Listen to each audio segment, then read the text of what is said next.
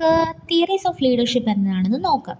So ഒരു good leader എന്ന് പറയുന്ന ഒരു വിഷണറിയാണ്. അതായത് അയാൾക്ക് ഒരു ഫ്യൂച്ചറിനെ പറ്റിയിട്ട് ഒരു ക്ലിയർ വിഷൻ ഉണ്ടാവണം.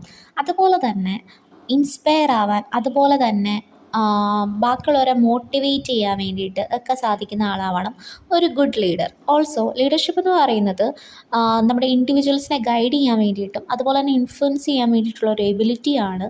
അതുപോലെ തന്നെ ഗ്രൂപ്പ്സിനെ നമ്മൾ ഇൻഫ്ലുവൻസ് ചെയ്യണം. എന്തിനാണെന്ന് വെച്ച് കഴിഞ്ഞാൽ ഒരു കോമൺ ഗോളോ അല്ലെങ്കിൽ ഒബ്ജക്റ്റീവ്സോ ഫുൾഫിൽ ചെയ്യാൻ വേണ്ടിയിട്ട്. സോ എഫക്റ്റീവ് ലീഡേഴ്സിന് ഒരുപാട് ക്വാളിറ്റീസ് ഉണ്ട്. ലൈക്ക് എംപതി ആയിക്കോട്ടെ, ഡിസിസീവ്നെസ് ആയിക്കോട്ടെ, ഇൻറ്റഗ്രിറ്റി ആയിക്കോട്ടെ, അഡാപ്റ്റബിലിറ്റി ആയിക്കോട്ടെ, സ്ട്രോങ് കമ്മ്യൂണിക്കേഷൻ ആയിക്കോട്ടെ. സോ നമ്മൾ ഈ ലീഡർഷിപ്പ് തിയറീസിൽ മെയിനായിട്ട് ഡിസ്കസ് ചെയ്യുന്ന തിയറീസ് 3 എണ്ണമാണ്: trait theory, behavioural theory and contingency theory.